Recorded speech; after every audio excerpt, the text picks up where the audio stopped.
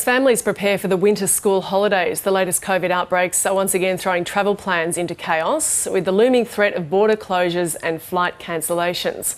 State and territory health authorities are monitoring the cases in New South Wales, and of course the situation is changing daily. If you're a Queenslander, it's probably best not to travel to New South Wales at this time, but we're keeping a very close eye on New South Wales.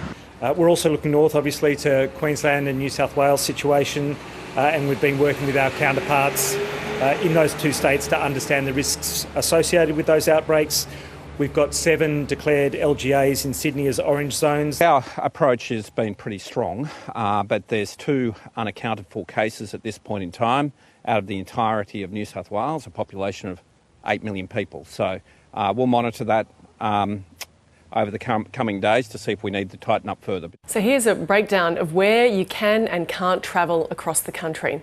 From Saturday, people who live or have visited in Waverley Council area in Sydney's eastern suburbs are barred from entering Queensland and South Australia following the government's decision to declare the area a COVID hotspot. Every state and territory except Victoria is currently deemed very low risk by Western Australia's government, which means there are no quarantine measures for anyone arriving from those states and territories. However, anyone who has been to an exposure site in Sydney is barred from entering the state.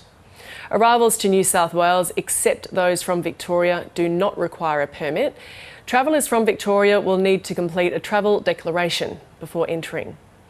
Visitors to Victoria from anywhere in Australia must apply for a permit to enter.